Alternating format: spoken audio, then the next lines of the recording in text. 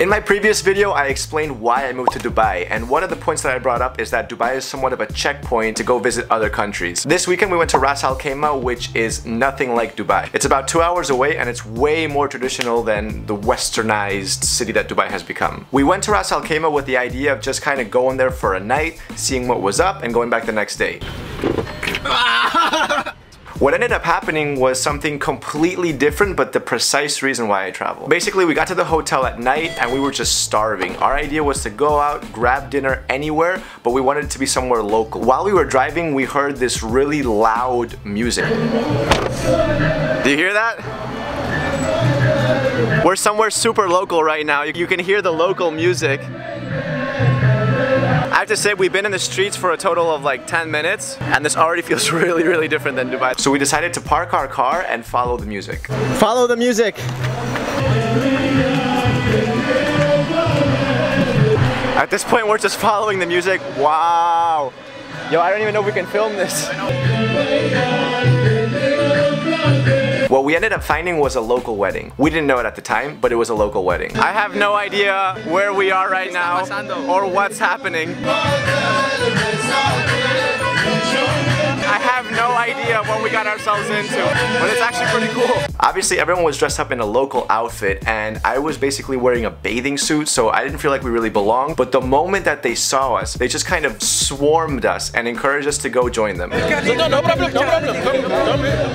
They offered us food, they offered us coffee, and sat us down next to the guests. This went on for a while, and eventually I looked around me and I realized that we were surrounded by single-digit license plates. Some of you may know single-digit license plates are either extremely expensive or exclusive to royal family. I'm also going to be making a video about this really soon. I'm talking about license plates with the number 5, the number 7, the number 22, a whole bunch of single and double-digit license plates. I didn't really know who was getting married, but I knew that there was a lot of royal family involved. All of a sudden, everybody just kind of got on their feet, and the Sheikh came out of nowhere. The Sheikh.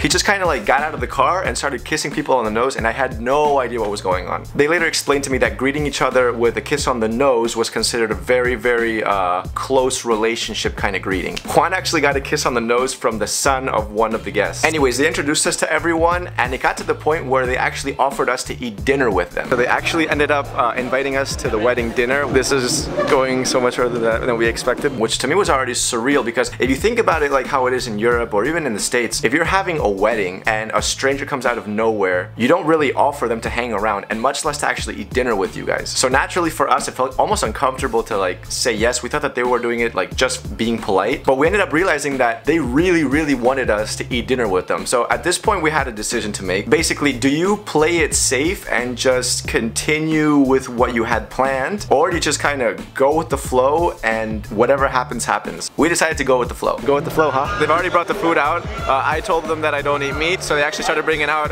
little personalized hummus and tabbouleh dishes. This looks super good, and I'm actually so hungry.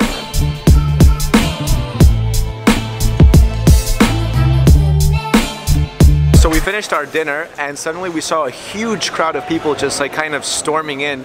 And I had no idea what was going on, and apparently when the dinner is finished, they allow anybody to come in, poor people or anybody that's just hungry, to come in and eat anything that was left over. So instead of throwing it away in the trash, they gave it away for free, of course. I think that's super cool.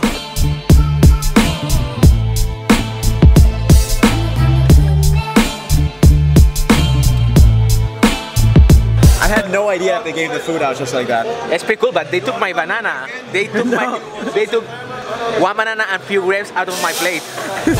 Hell no, to the no, hell to the no. It's pretty cool, but they took my banana. When the wedding was finished, some of them asked us if we wanted to go to a shisha place with them. We were like, hell yeah. So we just like got in these cars and went, I don't even know where it was, but like literally in the middle of what seemed like nowhere, there was just this shisha restaurant, which was just absolutely loaded with locals. Like we were the only guys there, you know, still wearing our bathing suits and whatever. Like obviously it felt like we didn't really belong, but at the same time it was like super cool. It's pretty cool, but they took my banana. banana. Like, I don't feel like a lot of, you know, tourists or foreigners like get into that kind of situation. But that's what I want to emphasize. If you guys ever do travel to another country, travel to another city, travel and you go see different culture, you obviously have a variety of different ways of actually exploring. Personally, my favorite way is to just get yourself in situations that you won't get yourself into back at home. This is the reason why I travel. It's an experience that I would have never been exposed to in my home country. You'll learn a lot more about the people, you'll learn a lot more about wherever you're visiting, and you end up making new friends. Seriously, those guys that were there, we saved their contacts and we're definitely gonna be going back. It was actually super, super cool. I had a really, really good time. It's pretty cool, but they took my banana.